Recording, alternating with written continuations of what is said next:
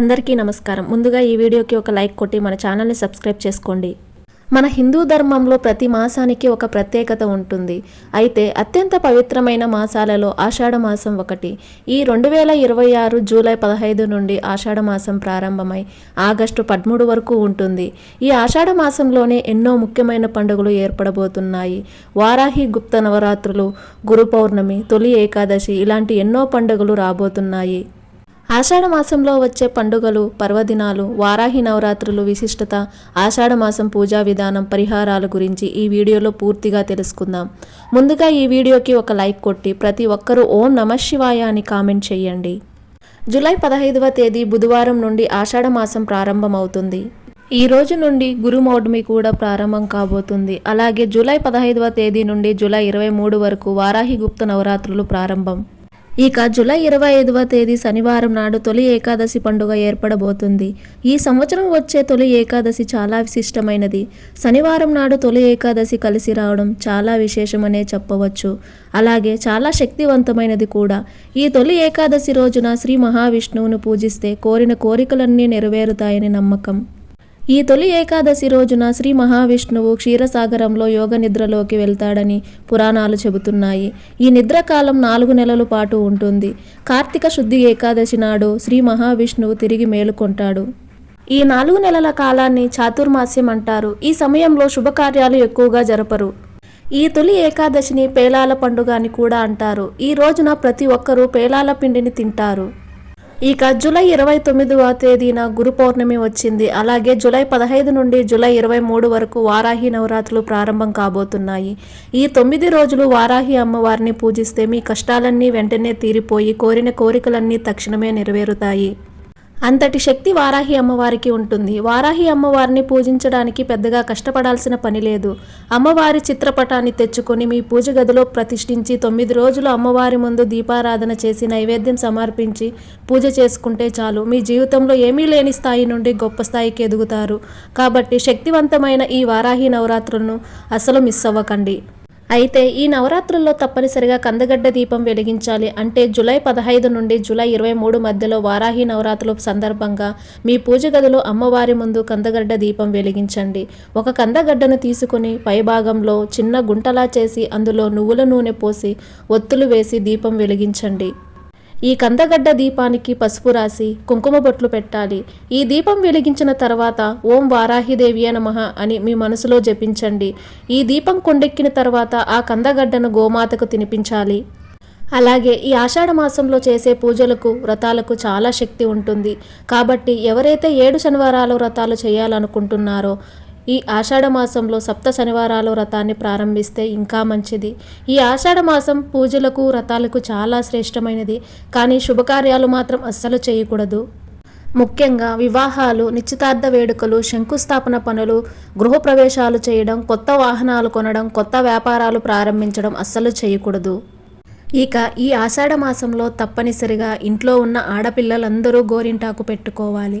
పెళ్లి కాని అమ్మాయిలు ఆషాఢ మాసంలో గోరింటాకు పెట్టుకుంటే మీ మనసును అర్థం చేసుకునే వ్యక్తి మీకు భర్తగా వస్తాడని నమ్మకం. అలాగే పెళ్ళైన ఆడవాళ్ళు గోరింటాకు పెట్టుకుంటే దీర్ఘ సుమంగళి యోగం ప్రాప్తిస్తుంది. ఇక సైన్స్ పరంగా చూసుకుంటే ఆషాఢ మాసంలో గోరింటాకు పెట్టుకుంటే శరీరంలో ఉన్న వేడి తగ్గిపోతుంది. అలాగే ఆడవారికి ఉన్న గర్భాశయ సమస్యలన్నీ తొలగిపోయి మంచి ఆరోగ్యం లభిస్తుంది. ఇక కొత్తగా పెళ్ళైన జంటలు ఈ ఆషాఢ మాసంలో దూరంగా ఉండాలి. కాబట్టి ఈ ఆషాఢ మాసంలో కొత్త కోడల్ని తన పుట్టింటికి పంపించాలి. ఇక ఈ ఆషాఢ మాసంలో ఇంట్లో దీపారాధన చేసేటప్పుడు ఆవు నెయ్యితో మాత్రమే దీపారాధన చేయాలి. ఆషాఢంలో ఆవు నెయ్యితో దీపారాధన చేస్తే విపరీతమైన లక్ష్మీ కటాక్షం కలుగుతుంది. ఈ నెలలో విష్ణుమూర్తిని, లక్ష్మీదేవిని ఎక్కువగా పూజించాలి. అలాగే విష్ణు సహస్రనామాలు పఠించాలి. ఇక ఈ ఆషాఢ మాసంలో వీలైనంత ఎక్కువగా పుణ్యక్షేత్రాలకు వెళ్ళండి. ఈ నెలలో పుణ్యక్షేత్రాలు, దైవానుగ్రహం సులభంగా లభించి కోరిన కోరికలన్నీ వెంటనే నెరవేరుతాయి. ఇక తులసి మొక్కలో లక్ష్మీదేవి నివసిస్తుంది. కాబట్టి మీ ఇంట్లో తులసి కోట లేకపోతే ఆషాఢ మాసం వచ్చేలోపు వెంటనే ఒక చిన్న తులసి మొక్కను తెచ్చుకొని మీ ఇంటి ఈశాన్యంలో పెట్టుకోండి. ఆషాఢ మాసంలో ప్రతి ఒక్కరూ తులసిని పూజించాలి. తులసి కోటలో దీపారాధన చేసి ప్రదక్షిణాలు చేస్తే మీ ఇంటి ఐశ్వర్యం విపరీతంగా పెరిగిపోతుంది. అలాగే ఈ ఆషాఢ మాసం అంటే శివయ్యకు కూడా చాలా ప్రీతికరమైనది. కాబట్టి ఆషాఢ మాసంలో వచ్చే ప్రతి సోమవారం శివాలయానికి వెళ్ళి శివునికి అభిషేకం చేస్తే మీ కుటుంబానికి భోగభాగ్యాలు కలుగుతాయి. ముఖ్యంగా వివాహమైన ఆడవారు ఈ ఆషాఢ మాసంలో పొరపాటును కూడా ఆలస్యంగా నిద్రలేవకూడదు. స్త్రీలు ఉదయాన్నే నిద్రలేచి ప్రతిరోజు ఇంటి ముందు ముగ్గు వేసుకోవాలి. మీ ఇంటి ముందు ముగ్గు లేకపోతే మీ ఇంట్లో ఉన్న లక్ష్మి బయటకు వెళ్ళిపోతుంది. ఈ ఆషాఢ మాసం మొదటి రోజున ఇంటి గుమ్మానికి వేపాకులు కట్టి ఇల్లంతా పసుపు నీళ్లు చిలకరించండి. మీ ఇంటికి ఉన్న దిష్టి దోషాలన్నీ వెంటనే తొలగిపోతాయి. అలాగే ఈ ఆషాఢ మాసం నెల రోజులు మీ ఇంటి ఉత్తర దిశలో ఉప్పు గిన్నె పెట్టుకోండి. వారానికి ఒకసారి ఉప్పును మారుస్తూ ఉండండి. ఉత్తర దిశలో ఉప్పు పెడితే అప్పుల బాధలన్నీ వెంటనే తీరిపోతాయి. ఈ ఆషాఢ మాసంలో వచ్చే ప్రతి శుక్రవారానికి అలాగే శనివారానికి చాలా విశిష్టత ఉంటుంది. కాబట్టి ప్రతి ఆషాఢ మాసంలో శుక్రవారం తప్పనిసరిగా లక్ష్మీదేవిని పూజించాలి. అలాగే ప్రతి ఆషాఢ శనివారం వెంకటేశ్వర స్వామిని పూజించాలి. ఈ ఆషాఢ మాసంలో ఏది చేసినా చెయ్యకపోయినా మీ గ్రామ దేవతను తప్పనిసరిగా పూజించాలి.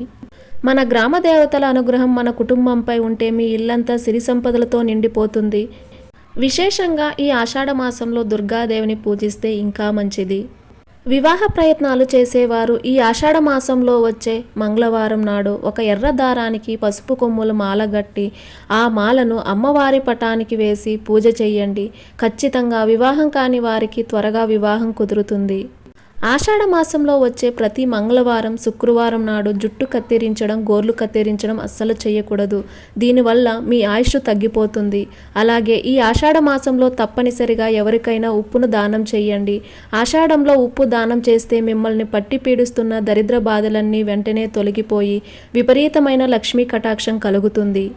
ఇక ఈ ఆషాఢ మాసంలో వారానికి ఒక్కసారైనా స్నానం చేసే నీటిలో కొన్ని వేపాకులు వేసి స్నానం చేస్తే ఈ వర్షాకాలంలో ఎలాంటి వ్యాధులు రాకుండా ఆరోగ్యంగా ఉంటారు. ఈ ఆషాఢ మాసం నెల రోజులు ఉదయాన్నే స్నానం చేసి సూర్యునికి ఆర్జ్యం సమర్పించి నమస్కారం చేసుకుంటే చాలా మంచిది. అలాగే ఆషాఢ మాసంలో చేసే దానాలకు రెట్టింపు పుణ్య ఫలితం లభిస్తుంది. ఆషాఢ మాసంలో చెప్పులు గొడుగు తప్పనిసరిగా దానం చేయాలి. చెప్పులు దానం చేస్తే జాతకంలో ఉన్న శని దోషాలన్నీ తొలగిపోతాయి. అలాగే గొడుగు దానం చేస్తే మీరు అనుభవిస్తున్న కష్టాలన్నీ వెంటనే తొలగిపోతాయి. ఈ ఆషాఢ మాసంలో వర్షాలు ఎక్కువగా కురుస్తాయి. కాబట్టి అనారోగ్య సమస్యలు ఏర్పడే అవకాశం ఉంటుంది. కాబట్టి ఆహార విషయంలో తగిన జాగ్రత్తలు తీసుకోవాలి. ఈ ఆషాఢంలో చద్దన్నాన్ని తినకూడదు. అలాగే ఆకుకూరలు కూడా ఎక్కువగా తినకూడదు. ఎందుకంటే ఈ వర్షాకాలంలో ఆకుకూరల పైన చిన్న చిన్న పురుగులు గుడ్లు పెడతాయి. కాబట్టి ఆకుకూరలను ఉప్పు నీటితో శుభ్రం చేసుకుని వండుకోవాలి. అలాగే రావి చెట్టును తప్పనిసరిగా పూజించాలి. రావి చెట్టులో త్రిమూర్తులు కొలువై ఉంటారు. అంటే బ్రహ్మ విష్ణు మహేశ్వరులు. కాబట్టి ఆషాఢంలో రావి చెట్టును పూజిస్తే సమస్త దోషాలన్నీ వెంటనే తొలగిపోతాయి. ఈ ఆషాఢ మాసంలో వారానికి ఒక్కసారైనా సరే ఇల్లంతా సాంబ్రాణి పొగ వేసుకోండి. మీ ఇంట్లో ఉన్న నెగిటివ్ ఎనర్జీ మొత్తం తొలగిపోతుంది. ఇక ఆషాఢ మాసంలో గోవును పూజిస్తే ముక్కోటి దేవతల అనుగ్రహం మీ ఇంటిపై ఉంటుంది. గోవుకు ప్రదక్షిణాలు చేయడం గోవుకు ఆహారం పెట్టడం ద్వారా అష్టైశ్వర్యాలు సులభంగా లభిస్తాయి. ఈ విధంగా ఈ ఆషాఢ మాసంలో ఇలాంటి చిన్న చిన్న నియమాలు పాటించి అష్టైశ్వర్యాలను లక్ష్మీదేవి అనుగ్రహాన్ని సులభంగా పొందండి. ఈ వీడియో మీకు నచ్చినట్లయితే ఒక లైక్ కొట్టి మన ఛానల్ని సబ్స్క్రైబ్ చేసుకొని మీకున్న ధర్మ సందేహాలకు మాకు కామెంట్ ద్వారా తెలియజేయండి. ఓం నమః శివాయ.